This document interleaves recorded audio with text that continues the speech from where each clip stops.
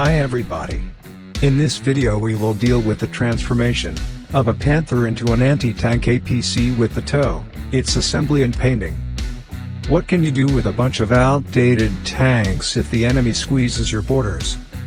Throw them over the cliff, or transform them into APCs so your infantry won't die so easily. So, I decided to use a hull from the excellent Panther from the 1940s, and fit a cavalry anti-tank vehicle with the tow from the 1970s. And, once encouraged, an additional frontal add-on armor and a pair of M60s would fit him well.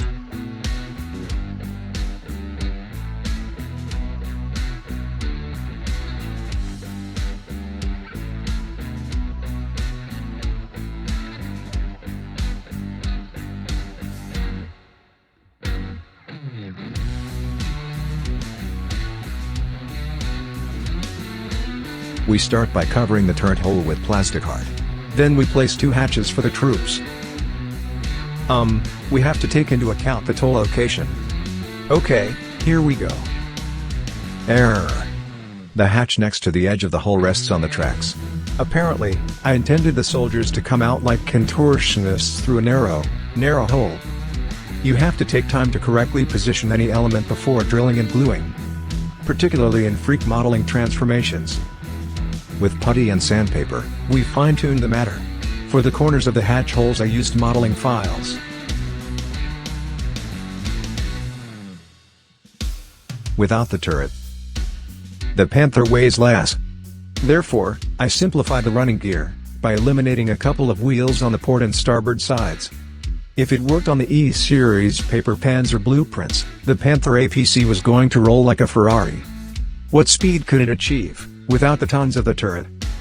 I decided to upgrade the exhaust pipe as well, perhaps indicating a change or modernization on the Maybach HL230 engine.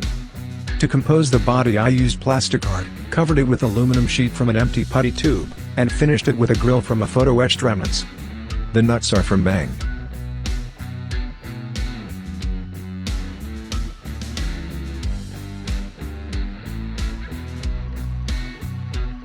At first, the triangular add-on armor seemed like a very complicated task. Nothing further from the truth. I made some templates with plastic art of the front of the Panther. I cut the evergreen angle L's and glued them one after the other on the template, with Tamiya extra liquid glue. Wait about 30 seconds and continue gluing. Attention! You have to adjust the width of the angle L's with the width of the armor plate. Once dry, as it was very thin, the plastic art bent. I straightened it with my delicate hands, and glued it to the hull of the Panther.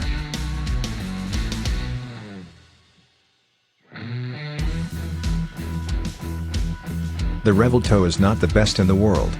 Certain components have been detailed and voila! The brackets to retract the tow were made with some pieces of the Revel kit and plastic art.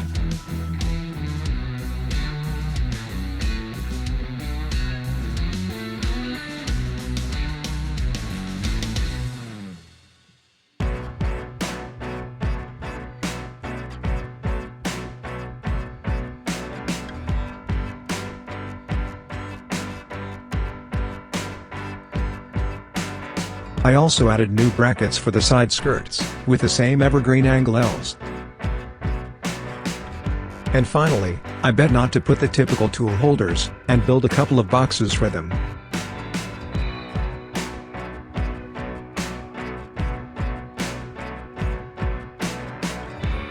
The photo-etched parts of the ventilation grills come from Edward.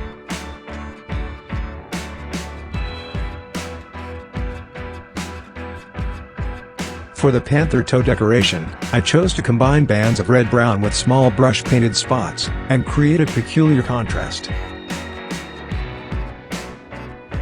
I start by airbrushing the primer and the base color in thin layers, letting the primer see through to give a tonal variety.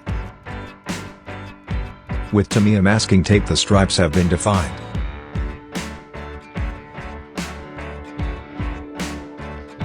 I paint the camouflage spots with a brush using 3 acrylic colors. The paint is diluted 50%. Percentage up, percentage down, with water. We give several layers. I first drew the silhouettes. I seal the hole with gloss varnish. and it is left to dry 24 hours, to proceed with the classic oil dots technique. Dots of different oil colors blended with a brush moistened with thinner. The backside is solid color. Here I have used first light oils for a weathering effect.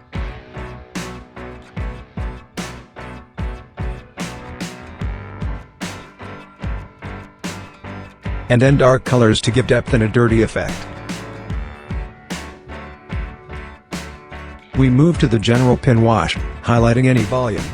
For the wash to slide well over the surface, we must give it another coat of gloss varnish. And now, the hated or entertained moment of chipping. Sponge technique with acrylic Vallejo German camo black brown, or equivalent enamel paint, and patience and dedication.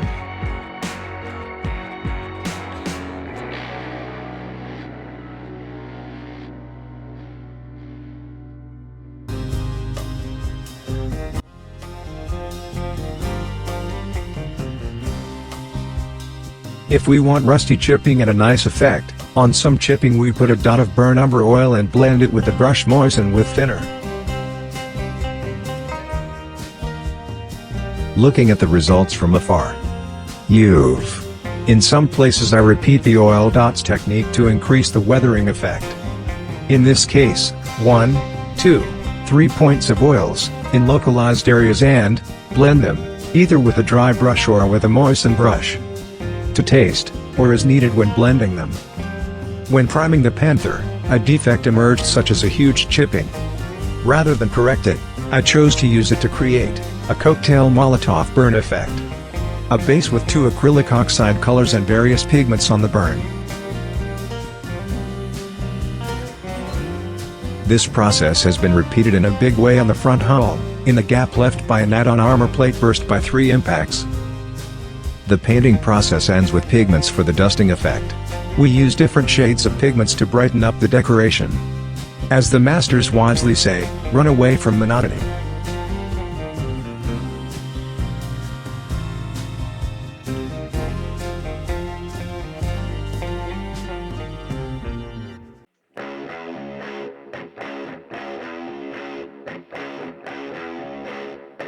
I decided to place the Panther dough in a semi-urban vignette. The wall was made with DAS modeling paste. We take a rectangular piece of paste and flatten it with a bottle of beer or soda. We engrave the bricks with a blade and polish the edges with a toothpick and sandpaper. The fence is built from the aforementioned evergreen angle Ls. We drilled some holes and passed electric wire through them. For the road I used black sandpaper. I composed the scene oblique to the front of the vignette. With masking tape I painted the continuous line of the road. The door was painted with one rust shade, chipping with another rust color, and selective washes with burnt umber oil. The terrain is airbrushed with 2 earthy colors and finished off with various pigments. The telephone pole is from a mini art kit. The bushes come from the beach, dried seagrass collected on the shore. If you don't have a beach nearby, go to your modeling shop. For the crew I chose Mantis and Blast Soldiers, because of the relaxed waiting pose they have.